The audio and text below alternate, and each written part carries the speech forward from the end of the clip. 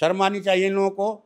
अपने हाथ से अपनी पीठ थपथपाते हुए इनकी डोल फट गया है। इनका डोल फट गया सर, मोदी जी का फट गया, अमित शाह का फट गया, इनका राष्ट्रवाद का, हिंदुत्व का ढोल। पर एक सवाल ये है ना सर कि भारतीय जनता पार्टी के पास राष्ट्रवाद है, हिंदुत्व है, अब जातीय ये सब जनगणना भी, नकली। सर सुन लीजिए, जातीय जनगणना भी अब करवा देंगे तो विपक्ष तो मुद्दा विहीन हो जाएगा कैसे ना। हो जाएगा मुद्दा विहीन? पकौड़ा तलो और पंचर साटो, यही राष्ट्रवाद है। जिन दलितों को घर से खींच करके पीटा जा रहा है, यहाँ अभी प्रजापति कुम्हार जाति का एक बारात निकला था यूपी में, डीजे मार के फोड़ दिया कि तुम्हारा हिम्मत है डीजे ठाकुर लोगों के घर के सामने से बजा के निकल जाएगा, हैं? बाबा साहब का तुम मूर्ति लगा देगा। यही तो है इनका हिंदुत्ववाद। यही हिंदुत्ववाद मतलब मनुस्मृति। इस तरह से देश चलता है।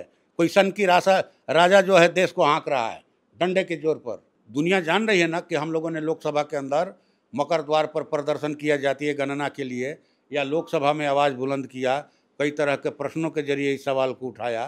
तो विपक्ष के नाते हमारी जो प्राथमिकता थी जातीय जनगणना को लेकर के, हम लोगों ने किया। 90 के दशक का सबसे बड़ा मांग था जातीय जनगणना, चाहे लालू प्रसाद यादव हो, नीतीश कुमार हो, मुलायम सिंह यादव हो, तमाम लोगों ने जातीय जनगणना पर जोर दिया।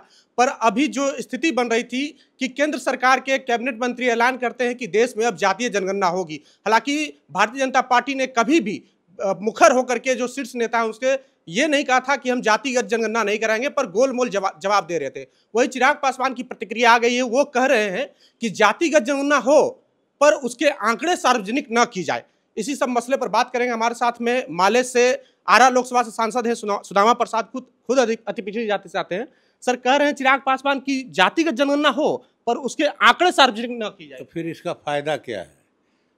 जातीय जनगणना तो हम लोग इसीलिए चाहते हैं कि भाई जिस जाति की जो संख्या है देश में, उस संख्या के आधार पर उनको जीवन के हर क्षेत्र में आरक्षण मिले, ठीक ना? ये इसीलिए मांग की जा रही है, क्योंकि देख रहे हैं कि संख्या भारी आबादी है, लेकिन उसमें जज नहीं है, उसमें IAS IPS नहीं है, विधायक MP नहीं है। तो हमारी तो यही मंशा है कि जातीय जनगणना हो और जिस जाति की जो संख्या है, संख्या के आधार पर उनको कार्यपालिका, न्यायपालिका, विधायिका, यहाँ तक कि जो प्राइवेट कंपनियां हैं जो रोज़गार देती हैं, सब जगह जो है उस आधार पर उनको माने हिस्सेदारी मिले, उनका प्रतिनिधित्व हो। चिराग जी की चिंता है सर कि जातीय तनाव बढ़ सकता है देश में, प्रदेश बिल्कुल में। नहीं, ये लोग तो रात दिन हिंदू मुसलमान कर रहे हैं, इससे तनाव नहीं पैदा हो रहा है। हाँ, रोज दिन जो है ये मस्जिद के नीचे मंदिर खोज रहे हैं, इससे तनाव नहीं पैदा हो रहा है। हाँ, इनको सिर्फ हिंदू मुसलमान का एजेंडा चाहिए। माने ये जाति में तनाव कैसे पैदा हो जाएगा भाई?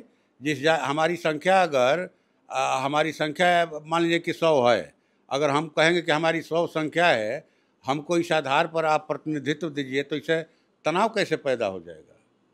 कोई पैदा नहीं होगा। दरअसल इसमें ये घालमेल भारतीय जनता पार्टी करना चाहती है, चिराग पासवान जैसे लोगों को सामने ला करके, कि आंकड़े अगर छुपा देंगे तो फिर गणना का क्या फ़ायदा? गणना हो जाएगा, है फाइल में बंद है फाइल में बंद। माने गणना तो इसीलिए ना भाई कि हमको संख्या के आधार पर हमारा अधिकार मिले, इसीलिए ना। तो जब आंकड़े सार्वजनिक नहीं होंगे तो फिर हमारा अधिकार कैसे मिलेगा, हमारा प्रतिनिधित्व कैसे होगा? इसलिए जातीय जनगणना हो साफ सुथरे ढंग से और उनको सार्वजनिक किया जाए, और सरकार जो है उस आधार पर हर क्षेत्र में जो है आरक्षण की व्यवस्था करे जातियों की। सारी सरकार ने अभी ऐलान नहीं किया कि हम जातिगत जनगणना करवा के क्या करेंगे इस आंकड़े का। वो तो करेंगे बाद में करेंगे। आप लोग की तरफ से क्या क्या मांग है सरकार की तरफ से? मांग तो यही तो हमने तो कहा ही भाई कि पहले तो आप जिस जाति की जो संख्या है वो बताएं, और उस संख्या के आधार पर हाँ जिनका माने कार्यपालिका, न्यायपालिका, विधायिका, सब जगह जो है, या सो प्राइवेट माने रोजगार के लिए कंपनियां हैं, सब जगह उसके आधार पर आरक्षण की व्यवस्था हो। यही तो हमारी मांग है, और क्या मांग है दूसरी? सबसे बड़ी बात ये कही जा रही है सर कि विपक्ष की कमर तोड़ दी है भारतीय जनता पार्टी ने, मोदी जी ने। मास्टर स्ट्रोक गई, उनकी कमर टूट गई। उनकी तो साबित हो गया ना कि महागठबंधन की सरकार जो चली बिहार में 17 महीने, उस सरकार ने रोजगार का एजेंडा सेट किया। यही हमारे माननीय मुख्यमंत्री जी हैं।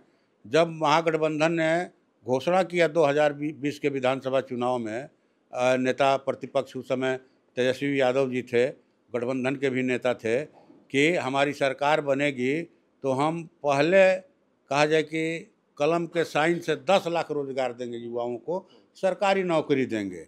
इस पर माननीय मुख्यमंत्री जी ने क्या कहा था कि रोजगार कहाँ से आएगा, पैसा कहाँ से आएगा वेतन देने के लिए। माननीय लालू जी उस समय जेल में थे कि जेल में बंद इसका बाप पैसा लाएगा। तो रोजगार तो मिला भाई 17 महीने में। माने दुनिया के किस देश में एक विभाग ने एक दिन में 2,17,000 लोगों को एक साथ नौकरी दिया हो सरकारी? ये बिहार ने किया, महागठबंधन की सरकार ने किया। जो लोग खट रहे 5 लाख लोगों को स्वास्थ्य विभाग में, शिक्षा विभाग में नौकरी मिली, पुलिस विभाग में, तो क्या वो लोग फोकट में खट रहे हैं, बिना वेतन के खट रहे हैं? उनको पैसा नहीं दिया जा रहा है। पर एक ये बात, तो ये नीतीश कुमार जी, माननीय मुख्यमंत्री जी माने जो उस समय बोले थे वो बात गलत बोले थे। भाजपा की साथ इतने दिनों से सरकार चल रही थी, भाजपा क्यों नहीं माने नौकरी दे रही थी, नीतीश जी क्यों नहीं दे रहे थे? ये तो महागठबंधन ने ही एजेंडा सेट किया कि भाई रोजगार देंगे, रोजगार मिला। अब फिर नई माने घोषणा हुई है और रोजगार देने की, या जातीय गणना हुआ आपको गठबंधन की ही सरकार में, और उसी सरकार ने फैसला लिया कि जिनकी आमदनी महीना में 6,000 रुपया से नीचे है मासिक, उनको हम 2 लाख रुपया देंगे स्वरोजगार के लिए। और गठबंधन की सरकार गिरते ही इन लोगों ने सबको जो है कहा जाए कि ठंडे बस्ते में डाल दिया। पर एक सवाल ये है ना सर कि भारतीय जनता पार्टी के पास राष्ट्रवाद है, हिंदुत्व है, अब जातीय जनगणना भी, सर सुन लीजिए, जातीय जनगणना भी अब करवा देंगे तो विपक्ष तो मुद्दा विहीन हो जाएगा ना? हो जाएगा मुद्दा विहीन। हम जो चाहते हैं वो आप कर रहे हैं, तो हम तो यही चाहते हैं। आप लीजिए, श्रेय लीजिए, खूब लूटिए श्रेय, प्रधानमंत्री जी लें, मोदी जी ले। श्रेय तो प्रधानमंत्री लेंगे ही, करवा रहे हैं। कैसे लेंगे श्रेय? हम लोगों ने मांग किया, हम लोगों ने बिहार में पहले किया, तो क्या हमारी कोई भूमिका नहीं है? इसका श्रेय हम यहाँ विपक्ष को नहीं जाता है? बिहार में तो भाजपा साथ में थी नहीं, भाजपा साथ में नहीं थी। भाजपा तो खिलाफत कर रही थी इसकी, भाजपा खिलाफ में थी। गठबंधन की सरकार थी, राष्ट्रीय जनता दल, भाकपा माले, कांग्रेस, CPI, CPM, VIP के विधायक नहीं जीते थे, फिर भी माने सब लोग इसके पक्ष में थे। भाजपा तो विरोध कर रही थी, उसने हाई कोर्ट में भी मामला अटकाया, ठीक ना? तो ये श्रेय का क्या बात है? काम हो रहा है भाई। ठीक है, भाजपा लूटना चाहती है, लूटे, उसको जितना श्रेय लूटना है। लेकिन दुनिया जान रही है ना कि हम लोगों ने लोकसभा के अंदर मकर द्वार पर प्रदर्शन किया जातीय गणना के लिए, या लोकसभा में आवाज़ बुलंद किया, कई तरह के प्रश्नों के जरिए इस सवाल को उठाया। तो विपक्ष के नाते हमारी जो प्राथमिकता थी जातीय जनगणना को लेकर के, हम लोगों ने किया, और सरकार ने घोषणा किया। माननीय रेल मंत्री श्री अश्विनी वैष्णव जी ने, उन्हीं के जरिए घोषणा करवाई गई। चलिए, अच्छी बात है, अच्छी बात है। चलिए, देर आए दुरुस्त आए। आपने हमारी मांगों को माना और गणना के लिए तैयार हुए, लेकिन आधे अधूरे मन से गणना मत करवाइए। आप जो है पूरी के पूरे साफ मन से करवाइए, साफ साफ करवाइए, और गणना के आंकड़ों को सार्वजनिक कीजिए। पूरी दुनिया जाने कि भारत में किस जाति की क्या संख्या है। पर एक सवाल ये है ना सर कि अब तो विपक्ष जो मुद्दा विहीन हो जाएगा, क्योंकि हिंदुत्व और राष्ट्रवाद एक बहुत बड़ा मसला है। हमारे पास मुद्दों की कमी नहीं है, बिल्कुल। ये नकली राष्ट्रवाद है इनका, नकली हिंदुत्व है। ये राष्ट्रवादी होते तो पहलगाम में हमारे सैलानियों की रक्षा करते ही है, क्या वो राष्ट्र के नहीं थे? वहाँ पर जो है माने निशिकांत दुबे जी गए थे, वर्षगांठ मना रहे थे, शादी की वर्षगांठ। सेना के जवान उनकी सुरक्षा में, CRPF के जवान उनकी सुरक्षा में, पुलिस के जवान उनकी सुरक्षा में, और 2000 लोग जो है जो पहलगाम में गए थे खुशी का पल बिताने के लिए अपने बाल बच्चों के साथ, परिवार के साथ, उनकी सुरक्षा में एक पुलिस नहीं, एक CRPF नहीं, एक सेना का जवान नहीं। तो यही है तो राष्ट्रवाद। राष्ट्रवाद क्या निशिकांत दुबे के लिए है? उन सैलानियों के लिए नहीं है जो 26 सैलानी जो है आतंकवादियों के जरिए मार दिए गए। उनका राष्ट्रवाद पर कोई अधिकार है कि नहीं है कि खाली निशिकांत दुबे का है? ये राष्ट्रवाद की बात करते हैं, हिंदुत्व की बात करते हैं। जिन दलितों को घर से खींच करके पीटा जा रहा है, यहाँ अभी प्रजापति कुम्हार जाति का एक बारात निकला था यूपी में, डीजे मार के फोड़ दिया कि तुम्हारा हिम्मत है डीजे ठाकुर लोगों के घर के सामने से बजा के निकल जाएगा? हैं? बाबा साहब का तुम मूर्ति लगा देगा। यही तो है इनका हिंदुत्ववाद, यही हिंदुत्ववाद मतलब मनुस्मृति। तो ये एजेंडा क्या छीनेगा? अभी रोजगार देना। अभी लोकसभा के अंदर एक सत्ताधारी दल के माननीय सांसद ने कहा बजटकालीन सत्र में कि सरकार ने 22 लाख रोजगार दिया सरकारी नौकरी। आपने तो 2 करोड़ रोजगार का वायदा किया था। 11 वर्षों में 22 करोड़ रोजगार का हिसाब देना चाहिए आपको, और दे रहे हैं 22 लाख, मतलब कि 1% रोजगार दिया। शर्म आनी चाहिए इन लोगों को। अपने हाथ से अपनी पीठ थपथपाते हुए, हैं, अपना गाल बजाते हुए। इनकी ढोल की पोल खुल गई है, ठीक है, ढोल फट गया है, कहीं कुछ नहीं है। देश जो है आर्थिक दिवालियेपन के तरफ बढ़ रहा है। इनका ढोल फट गया सर, मोदी जी का फट गया, अमित शाह का फट गया, इनका राष्ट्रवाद का, हिंदुत्व का ढोल। और हमारे एजेंडों को लागू करना है, इनको रोजगार भी देना होगा, इनको रोजगार देना है। रोजगार का एजेंडा सेट हो गया। आपके चैनल के माध्यम से हम भाजपा आधार के नौजवानों से भी अपील करते हैं कि क्या आपको सरकारी नौकरी नहीं चाहिए? क्या आपके माता पिता इसीलिए पढ़ाते हैं कि आप ठेका पर 10,000 12,000 पर नौकरी कीजिए? यहाँ 4th ग्रेड कर्मचारियों की बहाली निकली थी, यहाँ बिहार विधानसभा में, हम लोग विधानसभा के अंदर थे, अप्लाई किया, IIT पास नौजवान ने 4 ग्रेड की नौकरी के लिए। ये हमारे लिए शर्म की बात है। जो लोग हिंदुत्व का, राष्ट्रवाद का ढोल पीट रहे हैं कि IIT जैसे प्रतिष्ठित संस्था से कोई पढ़ करके सफल होकर के मैंने छात्र निकलता है, उसके पास रोजगार आप नहीं दे रहे हैं और कह रहे हैं कि पकौड़ा तलो और पंचर साटो। यही राष्ट्रवाद है।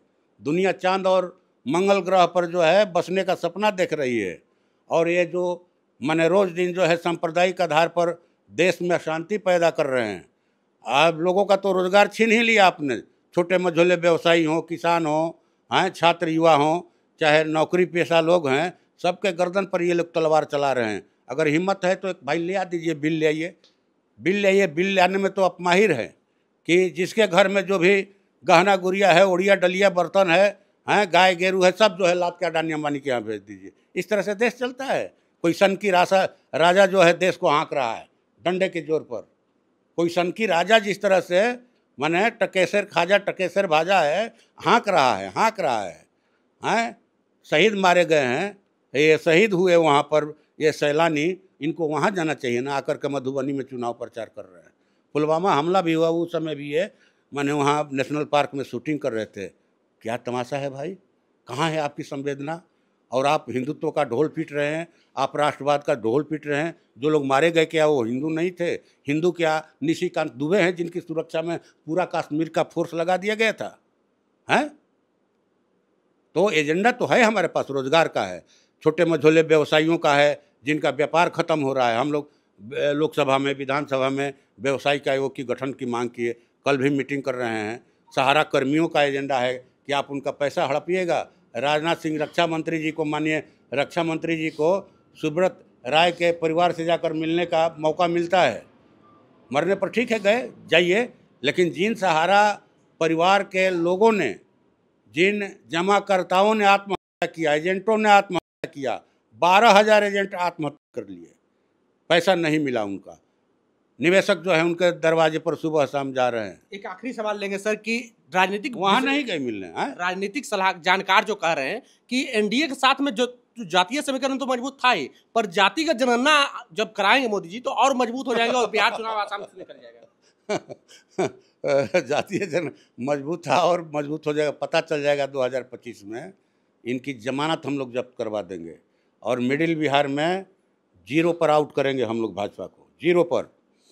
हम लोगों को याद है बजटकालीन सत्र में हम लोग गए थे मिलने, समय लेकर माननीय प्रधानमंत्री जी से।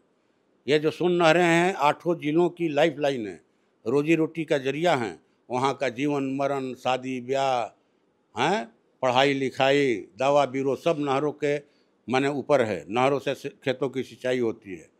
42 लाख एकड़ की सिंचाई होगी अगर नहरों का पक्कीकरण हो जाए, सुन नहरों का, और इंद्रपुरी में जलाशय बन जाए, माने बाढ़ के पानी को रोकने के लिए।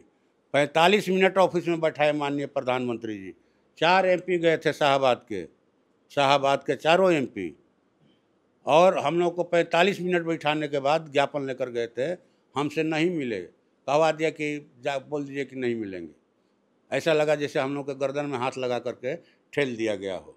किसानों से इनको घृणा है खेती तो लाए थे खेती छीनने के लिए 3 कृषि कानून, किसानों ने वापस कराया, इसीलिए किसान इनको पछते नहीं हैं। तो खैर ये किसानों को लेकिन याद रहेगा कि आपने बोली ज़रूर लगाया 2015 के विधानसभा चुनाव में आरा के रमना मैदान में कि कितना दे दें, हैं 10,000 करोड़ दें, 20,000 करोड़ दें, चलो 1,56,000 करोड़ दिया। मोदी जी ने कितना पैसा दिया, हमारे माननीय प्रधानमंत्री जी ने, उसमें से 1,56,000 करोड़ में से मालूम नहीं है, लेकिन इतना मालूम ज़रूर है कि 18 दिसंबर को 45 मिनट बैठाने के बाद हम लोग को 1 मिनट समय नहीं दिए। 1 मिनट समय दे करके हमारा ज्ञापन ले लेते तो भाजपा की सरकार नहीं गिर जाती केंद्र की। बहुत बुरा लगा हम लोग को, और इसका बदला लेंगे मध्य बिहार के किसान, भाजपा को 0 पर आउट करेंगे यहाँ। चलिए, तो हमारे साथ में आरा से माले के सांसद सुदामा प्रसाद थे और खुद अति पिछड़ी जाति से आते हैं, और प्रधानमंत्री नरेंद्र मोदी पर जो कहा कि जातीय जनगणना जो है हमारी मांग थी, और ये प्रधानमंत्री भी बजा रहे हैं और विपक्ष भी बजा रहे हैं, और दोनों ये दावा कर रहे हैं कि हमारी मांग है, तो प्रधानमंत्री ये कह रहे हैं कि हमने करवाया जातीय जनगणना। बहरहाल बातचीत कैसा लगा आपको, प्रतिक्रिया कमेंट बॉक्स में जरूर दें। बहुत बहुत धन्यवाद।